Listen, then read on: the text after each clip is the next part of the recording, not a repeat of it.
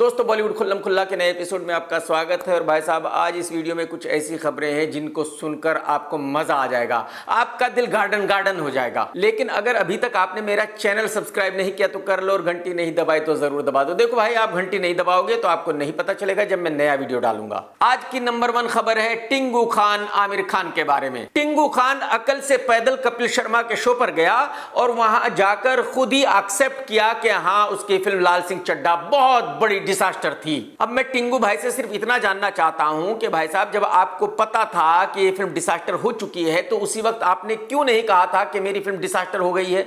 उस वक्त आप क्यों कह रहे थे कि नहीं, मुझे तो कोई नुकसान हुआ ही नहीं है, मेरी फिल्म तो हिट हो चुकी है? और ऐसा ना ही आपने पहली बार किया है और ना ही आखिरी बार किया है। इसके बावजूद भी ऐसा ही आप करते रहोगे, मैं गारंटी के साथ कह सकता हूं। क्योंकि एक्चुअली आप जितने भी बॉलीवुड वाले हैं वो सब आदत से मजबूर हैं और उनको ऐसा लगता है कि वो बहुत ज्यादा सुपीरियर है और जो जनता है वो बेवकूफ है। ये लोग जनता को बेवकूफ बना सकते हैं। खैर चलिए, इतने दिनों के बाद ही सही, लेकिन आमिर खान ने ये तो कबूल किया कि हाँ, उसकी फिल्म लाल सिंह चड्ढा बहुत बड़ी डिजास्टर थी। लेकिन इसके बावजूद भी इसने अपनी दूसरी फिल्म के साथ फिर ड्रामा किया जिसका नाम था लापता लेडीज, जिसको डायरेक्ट किया था इसकी एक्स वाइफ किरण राव ने। वो फिल्म फ्राइडे को रिलीज हुई थी, सैटरडे और संडे को डिजास्टर हो गई थी और मंडे को उतर गई थी। लेकिन इसके बावजूद भी इस भाई ने मीडिया को पैसे दिए और मीडिया से कहलवाया कि वो फिल्म सिल्वर जुबली हो चुकी है। वो फिल्म 50 दिन तक कंटिन्यू थिएटर्स में चली है। उस फिल्म ने इतने पैसे कमाए कि आमिर खान के पास जगह नहीं रही पैसे रखने के लिए। तो जब ये टिंगू खान आज ये कह रहा है कि हाँ, इसकी फिल्म लाल सिंह चड्ढा फ्लॉप थी, तो फिर लापता लेडीज के साथ इतना बड़ा ड्रामा क्यों किया? जब लापता लेडीज पहले 2-3 दिन में ही सुपर डुपर डिजास्टर हो गई थी तो मान लेना चाहिए था कि भाई, मेरी ये फिल्म भी सुपर डुपर डिजास्टर हो गई है और मैं आगे कुछ और अच्छी फिल्में बनाने की कोशिश करूंगा जो पब्लिक को पसंद आए। इस टिंगू की अगली आने वाली फिल्म है सितारे जमीन पर, और भाई साहब, उस फिल्म का भी वही होना है जो लाल सिंह चड्ढा का हुआ था। दोस्तों, आज की सेकंड खबर है बॉलीवुड के सबसे सड़े हुए एक्टर नवाजुद्दीन सिद्दीकी के बारे में। ये तो आप सभी जानते हैं कि कितना बड़ा चर्सी है, कितना बड़ा गंजेड़ी है। ये अगर कहीं 5 मिनट भी बैठेगा तो उस 5 मिनट में भी 2-3 बार तो रोल कर ही लेगा, लगाएगा, ऐसे से रोल करेगा और फिर फूकेगा। ये आदमी 1 मिनट भी बिना गांजे चरस के रह नहीं सकता। लेकिन मेरी समझ में ये नहीं आता कि एनसीबी ऐसे लोगों को अरेस्ट क्यों नहीं करती। और इस गंजेड़ी सड़े हुए इंसान ने एक इंटरव्यू दिया और उसमें कहा कि भाई, मैं तो यूरोपियन टाइप आदमी हूं, बस जहां बैठ गया तो बैठ गया, वहीं चरस गांजा फूकना शुरू कर दूंगा, शराब पीनी शुरू कर दूंगा और जब मेरी मर्जी आएगी तभी वहां से उठूंगा। हाँ, मैं बहुत ही यूरोपियन टाइप आदमी हूँ। वो लगता है एक जगह पढ़ा तो पढ़ा हूँ टाइप में। इंटरव्यू करने वाले ने इससे पूछा कि क्या कभी आपने किसी यूरोप की कंट्री में खूब माल लिया है? तो इसने कहा कि बिल्कुल भाई साहब, ना जाने कितनी दफा। जहां लीगल है वहां फूका का भी माल, जहां लीगल है वहां फूका का भी माल। हाँ, उन जगहों पे जाके कैसा लगता है? अच्छा लगता है, बहुत अच्छा लगता है। मुझे तो मजा आता है। म्यूजिक शुरू कर देता हूँ मैं तो कुछ और ही हो जाता हूँ मैं। अब मुझे ये बताइए कि जब ये आदमी खुद ही कह रहा है कि भाई ये ड्रग्स का यूज करता है, ये चरस गांजा पीता है, तो फिर पुलिस इसको अरेस्ट क्यों नहीं करती? एक्चुअली पुलिस को फौरन ही इसको अरेस्ट कर लेना चाहिए, क्योंकि ये तो खुद ही कन्फेस कर रहा है कि ये क्राइम करता है। दोस्तों, आज की थर्ड खबर है समांथा खिजावनी के बारे में। 2-3 दिन पहले इस खिजावनी का जन्मदिन था और अपने जन्मदिन पर इसने एक भोजपुरी फिल्म का पोस्टर रिलीज किया जिसका नाम है बंगा राम। और इसने बताया कि मैं जल्दी ही इस फिल्म की शूटिंग चालू करने वाली हूं। मुझे नहीं पता कि इस फिल्म का कौन निर्माता है, उसकी क्या मजबूरी है कि उसको इस फिल्म में पैसे लगाने पड़ रहे हैं। अरे भाई साहब, अरे क्यों अपने पैसे बर्बाद कर रहा है दोस्त? जिस दिन ये फिल्म रिलीज होगी इसको कुत्ता भी देखने नहीं जाएगा। जो तुम्हारे पैसे लग गए वो समझ लो गए। हाँ, अगर तुम मौज मस्ती के लिए पैसे लगा रहे हो तो फिर ठीक है, इतने पैसे हैं तो फिर ऐश करो, फिर कोई दिक्कत नहीं है। दोस्तों, आज की फोर्थ खबर है अनिल कपूर साहब की बेटी सोनम कपूर के बारे में, जो लंदन में रहती है। ये एक बच्चे की मां भी है और अब इसने इंटरव्यू देते हुए कहा है कि जब मेरा बच्चा पैदा हुआ तो मैं डिप्रेशन में चली गई थी, क्योंकि मेरा वजन बढ़ने लगा था और मैं अपना वजन देखकर बहुत ही परेशान हो गई थी और बड़ी मुश्किल से मैंने अपने वजन को कंट्रोल किया। लेकिन वो वक्त मेरा बहुत ही ज्यादा खराब वक्त था। मैं उस वक्त में बहुत ज्यादा डिप्रेशन में रही। ये डिफरेंस है बॉलीवुड की माँ में और एक नॉर्मल माँ में। जो नॉर्मल माँ होती है वो खुश होती है जब उसको बच्चा पैदा होता है, और जो बॉलीवुड की माँ है उसको इसकी कम फिक्र है कि उसका बच्चा कैसा है, ज्यादा फिक्र यह है कि उसका वजन बढ़ रहा है। दोस्तों आज की फिफ्थ खबर है गेंडा जैसे दिखने वाले एक्टर साहिल खान के बारे में। वैसे तो ये हमेशा ही किसी ना किसी कंट्रोवर्सी का हिस्सा रहता है, लेकिन कल इसको मुंबई पुलिस ने अरेस्ट कर लिया है। आप में से बहुत सारे लोग जानते हैं महादेव बैटिंग ऐप के बारे में।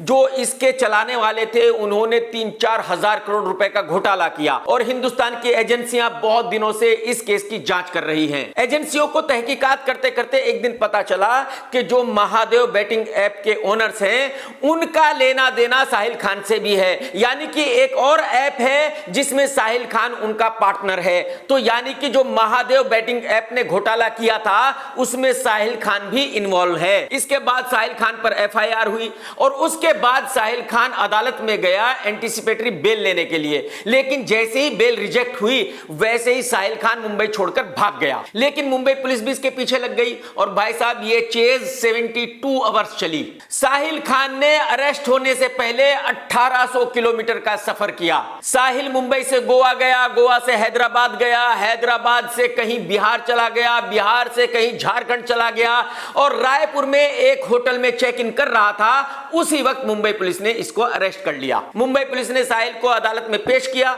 और अदालत ने 3 दिन के लिए इसको पुलिस कस्टडी में भेज दिया, यानी कि 1 मई तक अब ये पुलिस कस्टडी में रहेगा। ये जो 3 दिन की रिमांड है इसका मतलब क्या है? इसका मतलब यह है कि यह केस बहुत ही ज्यादा सीरियस है, और इसका मतलब यह भी बिल्कुल पक्का हो गया है, कंफर्म हो गया है कि साहिल खान को जल्दी ही जमानत नहीं मिलने वाली। अब कितने दिन के बाद जमानत मिलेगी ये तो नहीं कहा जा सकता, लेकिन यह कंफर्म है कि 15 दिन 1 महीना तो इसको जेल में रहना ही पड़ेगा। और भाई साहब जेल में देख चुका हूं, 15 दिन या 1 महीना अगर ये जेल में रह गया तो कुत्ता बन जाएगा, आप यकीन कीजिए। लेकिन इसमें और भी बहुत कुछ अभी बाकी है।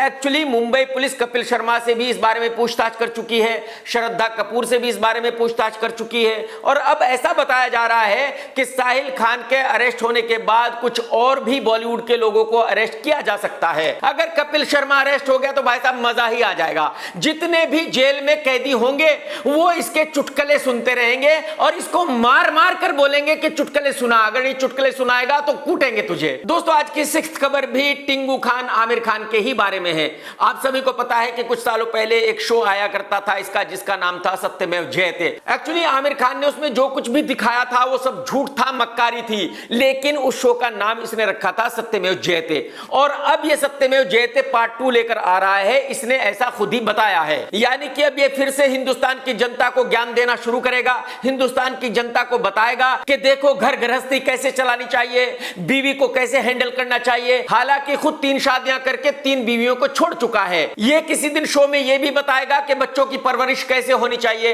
हालांकि इसने अपने बच्चों की परवरिश कैसे की आप सभी देख चुके हैं। ऐसी परवरिश की कि इसकी बेटी ने एक जिम ट्रेनर से शादी कर ली। बताओ हद हो गई यार। तो मेरा टिंगू खान आमिर खान को सिर्फ इतना सा ही सजेशन है कि भाई साहब आप जनता को ज्ञान मत दो, आप इस पोजीशन में नहीं हो कि आप किसी को ज्ञान दे सको, क्योंकि आप खुद इतने बिगड़े हुए हो जिसकी कोई इंतहा नहीं है। दोस्तों आज की 7th खबर है अनुपम खेर के बारे में, जो उबला हुआ अंडा जैसा दिखता है। ये टकला कोई ना कोई ड्रामा करता ही रहता है पब्लिसिटी के लिए, कोई ना कोई वीडियो बनाकर रिलीज करता ही रहता है, दुनिया को बताता ही रहता है कि अब मैं ये कर रहा हूं, अब मैं वो कर रहा हूं। अब ये ऐसा ही कुछ ड्रामा करने के लिए, ऐसी ही कुछ पब्लिसिटी करने के लिए एक 300 साल पुराने हनुमान जी के मंदिर में पहुंच गया है और वहां जाकर अपनी पब्लिसिटी कर रहा है। मेरा टकले अनुपम खेर को सिर्फ इतना ही कहना है कि भाई साहब आप धर्म को मानते हो, बड़ी अच्छी बात है, आप पूजा पाठ करते हो, बड़ी अच्छी बात है, आप मंदिर जाते हो, बड़ी अच्छी बात है, लेकिन दुनिया को दिखाते क्यों हो, दिखावा क्यों करते हो, पब्लिसिटी क्यों करते हो भाई साहब। दोस्तों आज की 8वीं खबर है पुराने जमाने के लवर्स अजय देवगन और तब्बू की आने वाली फिल्म के बारे में, जिसका नाम है औरों में कहां दम था। यह फिल्म 8 जुलाई को रिलीज होने वाली है, और मैं ऐसा मानता हूं कि इस फिल्म का चलना मुश्किल ही नहीं नामुमकिन है,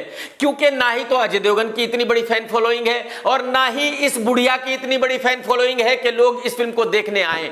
तो मेरे ख्याल में इस फिल्म का चलना बहुत ज्यादा मुश्किल है। दोस्तों आज की 9th खबर है डबल ढोल की की रणवीर सिंह के बारे में। ये तो आप सभी को पता है कि आज की तारीख में ये लड़का बहुत परेशान है। उसकी वजह यह है कि जितनी भी फिल्में इसने साइन की है उनमें से किसी भी फिल्म की शूटिंग चालू नहीं हो रही है। कोई भी इसके साथ फिल्म बनाने के लिए तैयार नहीं है।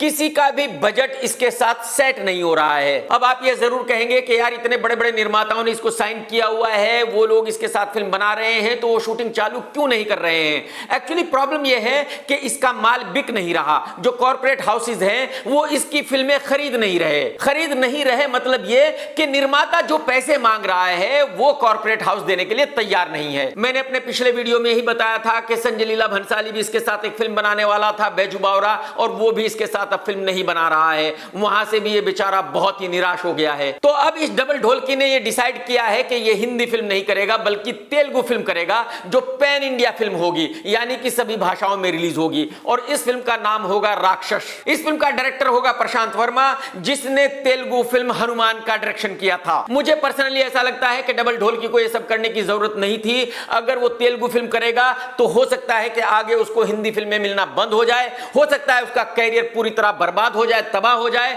तो मुझे ऐसा लगता है कि डबल ढोलकी को थोड़ा इंतजार करना चाहिए था और कोई हिंदी फिल्म ही करनी चाहिए थी, तेलुगु फिल्म नहीं करनी चाहिए थी। लेकिन ये तो आने वाला वक्त ही बताएगा कि जो डबल ढोलकी कर रहा है वो सही है या गलत है। आज की 10th खबर है टिंगू खान के भांजे इमरान खान के बारे में, जिसकी 9 साल के बाद एक फिल्म शुरू हो रही है। इस फिल्म का नाम है हैप्पी पटेल और इसको डायरेक्ट करेगा वीरपाद। इस फिल्म का निर्माता होगा टिंगू खान, क्योंकि कोई और निर्माता तो इमरान खान के साथ फिल्म बनाएगा नहीं। और इस फिल्म की जल्दी ही शूटिंग चालू हो जाएगी। लेकिन इस फिल्म की शूटिंग चालू होने से पहले ही मैं बता सकता हूं कि इस फिल्म को कुत्ता भी देखने नहीं जाएगा। इस फिल्म का सुपर डुपर डिजास्टर होना तय है, लिख करके रख लो। आज की 11th खबर यह है कि 2 दिन पहले अरिजीत सिंह का एक शो हुआ दुबई में और भाई साहब ये शो बहुत बड़ा हिट रहा। आप यकीन कीजिए पाकिस्तान से बहुत सारे सेलेब्स इस शो को देखने आए। माहिरा खान ने भी इस शो को जाकर देखा। पाकिस्तानी सीरियल्स की एक बहुत फेमस एक्ट्रेस है नवल सईद, वो भी अरिजीत सिंह का शो देखने गई। तो अब आप अंदाजा लगा सकते हैं कि आज की तारीख में अरिजीत पाकिस्तान में कितना फेमस है कि पाकिस्तानी सेलेब्स पाकिस्तान से दुबई आए स्पेशली अरिजीत का शो देखने के लिए। दोस्तों आज की 12th खबर है श्रद्धा कपूर के बारे में, जिसकी आखिरी फिल्म तकरीबन 2 साल पहले रणबीर कपूर के साथ आई थी, जो फ्लॉप हो गई थी। उसके बाद से अब तक श्रद्धा को कोई और फिल्म नहीं मिली। श्रद्धा की एक फिल्म बनकर पड़ी हुई है स्त्री 2, वो जब रिलीज होगी तब देखा जाएगा कि वो फिल्म चलेगी या नहीं चलेगी। एक्चुअली न्यूज ये नहीं है कि श्रद्धा के पास कितनी फिल्में हैं या कितनी फिल्में नहीं है। न्यूज ये है कि श्रद्धा कपूर ने एक बॉयफ्रेंड बनाया है जिसका नाम है राहुल मोदी। ये लड़का काफी रिच है।